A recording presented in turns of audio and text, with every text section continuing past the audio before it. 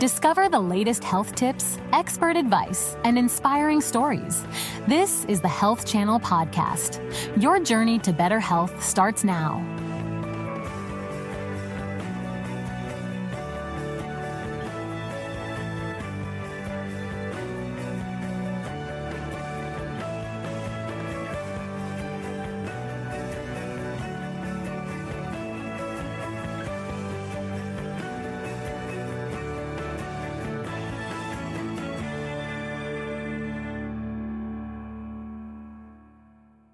Adolescence can be a very difficult time, whether you're a parent raising an adolescent or you're a teen going through it yourself. With the new age of technology, hyperconnectivity, and social media, a lot of questions have arisen about autonomy, mental health, and even more. I'm here today to help you navigate as a parent and help you kids if you have any questions about the mental health effects that developed from social media use and the new hyperconnectivity in this day and age. I'll answer your questions and more on the next episode of Ask the Doc. Hi, I'm Dr. Scarlet Constant, founder of Constant Care Pediatrics here in Miami, Florida. And I'm here to answer your questions about adolescence in general, social media, hyperconnectivity, technology, and more. If you'd like to submit your questions, submit them through the All Health TV app or Facebook, and I will answer them in real time. We have a question coming in now. This question is from Felicia. Hi, Dr. Constant. Our daughter just entered her first year of middle school, so as promised, she's getting her first cell phone. My question is this. How has social media reshaped the way teens deal with self-worth and connection? And is there a mental, emotional cost? Well, it seems like your question has many parts to it, and I'll try to get to it the best I can. We'll start first with the idea of her having a cell phone in middle school. While I understand it is very practical for a middle schooler to get a cell phone due to drop off and pick up and extracurricular activities and such, with the cell phone, you also have, if you've allowed for social media apps to be downloaded to the phone, you actually have now a child that is newly exposed to social media. And more importantly, she is now hyper-connected. And what I mean by that is that she is now aware of everything that's happening in society in real time. She is constantly being fed information, whether it is positive or negative. She's receiving and processing throughout the day. And that is a very big task for a young person. So when you ask if there's an emotional or mental cost, well, absolutely. Even without social acceptance and social media and pictures, just the mere fact that she is constantly being inundated with information that she has to properly digest and process throughout the day without the guidance of her parents or maybe her teachers or just in the correct context, that alone is quite overwhelming for a young child. This is still in a pre-adolescent whose brain is still developing, whose frontal lobe is still developing, and it is quite difficult to process, heavy information or big news. So I will say sometimes we've recommended if you need to get your child a phone, at a younger age, that maybe you get them a cell phone that does not have the smartphone apps. So the phone is used just to call or text message so that he or she can contact family members or coordinate pickup or drop off and just kind of keep tabs on one another, but not necessarily tap into the social media aspect or the news feeds. So that's usually a recommendation that I would have. I hope that this helps. Good luck. It looks like we have another question coming in. This is from Tasha. Hello, Dr. Constant. Would you say we're seeing more anxiety and depression in teens and adolescents these days, or is there just more awareness about it? Well, Tasha, I think it's both. Absolutely, we are far more aware. We are more open to discussing it. Even in pediatrics, we are trained and we are screening for it, and we have the resources to address it, which was not the case many years before. But also the the teens, the adolescents are more aware. They're more forthcoming with this information. They tell their parents when they're not feeling mentally stable or feeling feelings of sadness, or maybe something's not right, which I think in the past, many people were taught to hold that in and not express it. So I think we're more aware. I think that children are more vocal about it and seek help, which is very important. And, but also it goes without saying that it is absolutely more prevalent. And it is more prevalent because we have a lot of changes in our society. We have, like I've mentioned previously, with the last parent, there is a lot of hyperconnectivity, meaning we are constantly connected. You're no longer shielded when you're at school all day from whatever might be happening in the world around you. We used to go to work or go to school, and you're in that bubble for 8 hours. And then when you come out, you hear the news, and maybe you hear from your parents rather than a random source or just a news feed that comes flying into your phone. You actually get this from a trusted adult who has been able to almost digest it a little bit more for you and give it to you in a way that you can understand. Now, children are just getting everything unfiltered, and I think that that does create a bit of anxiety and stress. I think that if you are concerned or you would like to know how to screen for anxiety and depression, you can look for a couple of signs, and we can discuss them further. It looks like here's some symptoms of anxiety, actually. If you have a child that is excessively worried, they're frequently tense or on edge. You notice that they have a short fuse. They might have difficulty concentrating at school. They might even complain to you, but that their heart feels like it's racing, or they feel that it's pumping faster than they're used to. They have trouble sleeping at night. They tend to get headaches, or more headaches than they're used to getting, or abdominal pain. It's usually like a vague abdominal pain that's not related to sleep, to eating. Those are signs of anxiety or possible anxiety. Signs of depression in teens are, of course, feeling sad and hopeless, which usually it takes a while before a teen will come out and express those feelings. Usually what you'll see preceding that will be a lack of interest in their friends or hobbies. This is your teenager who used to play soccer or football and has decided not to try out for the next season, or maybe drops the team mid-season. A child who, again, is very irritable or having mood swings. You've noticed that they have a loss of appetite. They stay in their room. They like to eat alone or not eat at all. They have low energy. They're tired, which is inexplainable. And of course, if they speak about self-harm or death, that's obviously a very big red flag. And finally, when you have a teen who didn't before, but you've noticed is now starting to engage in risky or self-destructive behavior, that rather than punishing that child or questioning them, you really should consider that this might be a symptom of something much bigger. Okay, so we have another question coming in now, and this question is from Deshawn. Dr. Constant, what role should schools play in protecting our kids' mental health in our hyper-connected world? I have mixed thoughts about this and was wondering where you stand. Well, that's a great question. Thank you for asking me for my opinion. I think that's a very loaded question. A lot of people have thoughts on what should be discussed in school versus what should be discussed at home.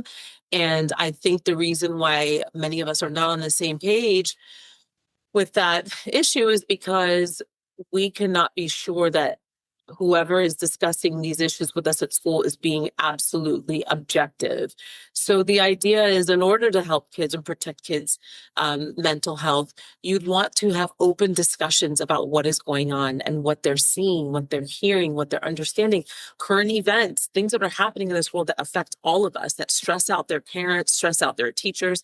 These things I do believe should be discussed, but unfortunately, we cannot assure that they will be discussed in a very objective manner without any position whatsoever. And that's where we run into problems, because if somebody is discussing it or notifying the children of this news with a bias or with a perspective that is very directed in one direction, or then we are now almost indoctrinating. So I don't think that we are ready to have a place for that in schools. But yes, in a perfect world, I do believe that that the schools should protect children by really having open discussions with them in school, maybe relating it to their class, integrating it in the curriculum, integrating it in social studies or science class, where they understand in real time what is happening and why and what effects that has.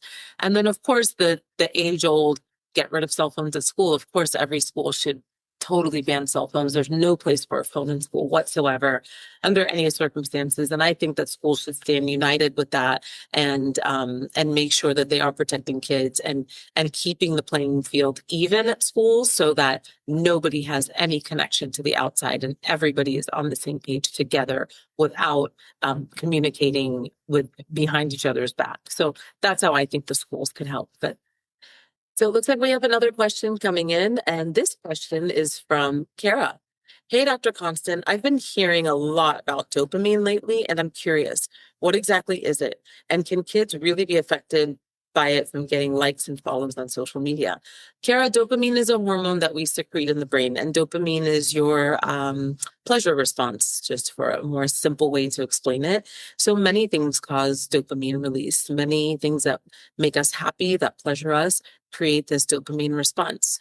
As far as likes and dislikes on social media, every human being, not kids, not adolescents, every human being responds to likes and dislikes.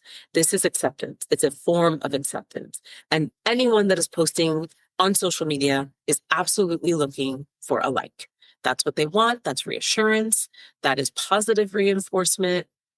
That is, it's like a great big hug for some people. So that has a very big effect on children.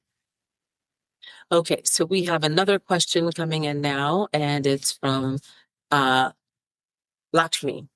Greetings, Dr. Constant. I would greatly appreciate your opinion on this. Should parents monitor their child's social media use, or does that erode trust and autonomy?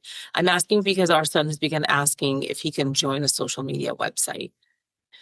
Actually, that's a great question. And I think that's more of a question that can be answered by each parent individually. I personally am of the mind that if I need to monitor and keep a close tab or quote unquote police my child, then maybe it's something that they shouldn't be doing. Other people might feel differently, but that's just the way I feel. If I allow you to do something, but I have to constantly police you, then maybe that thing is not, maybe you are not ready for that.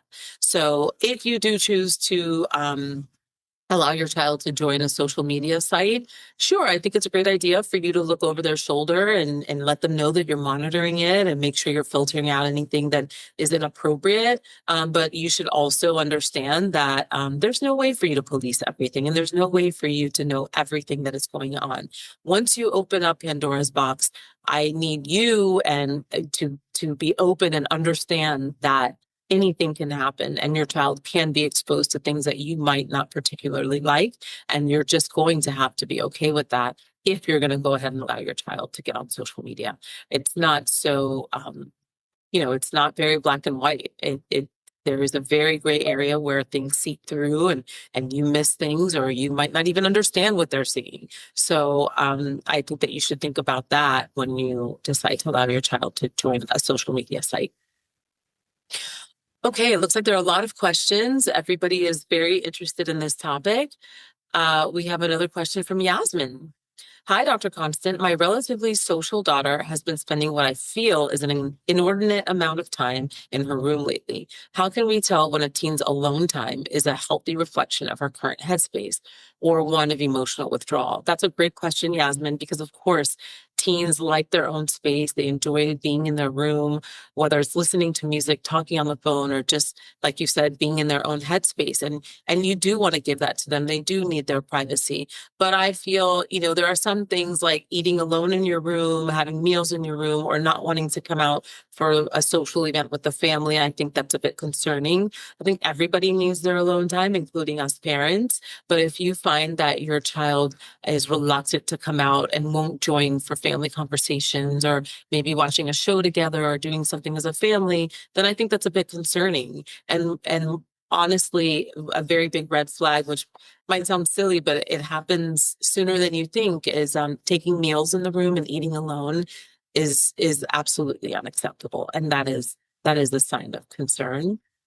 So just look out for those things. But I agree with you. Your child should have his or own time alone, but in moderation. Okay, it looks like we have another question coming in. Reagan, how can I convince my family that getting some help from a therapist doesn't mean we're broken? We've had some tough losses recently. Both grandparents passed away, and a family friend recently died in a car accident. And I'm trying to be proactive about helping the kids with their grief. Well, I think that's a great idea, Reagan. I think that therapy, especially bereavement therapy, is very important for families.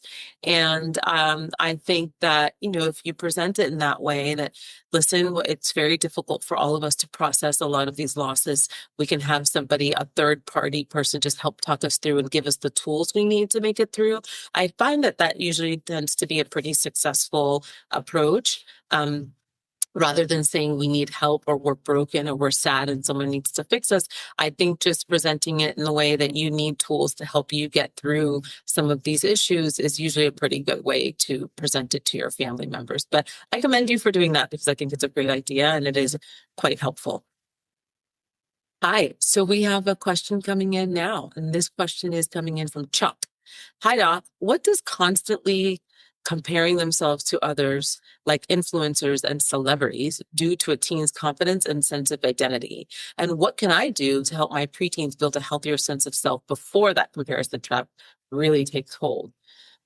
Okay, Chuck, to answer your question, this is, of course, a very, very difficult question to answer because there are so many contributing factors to a child's self-confidence, self-worth, and identity.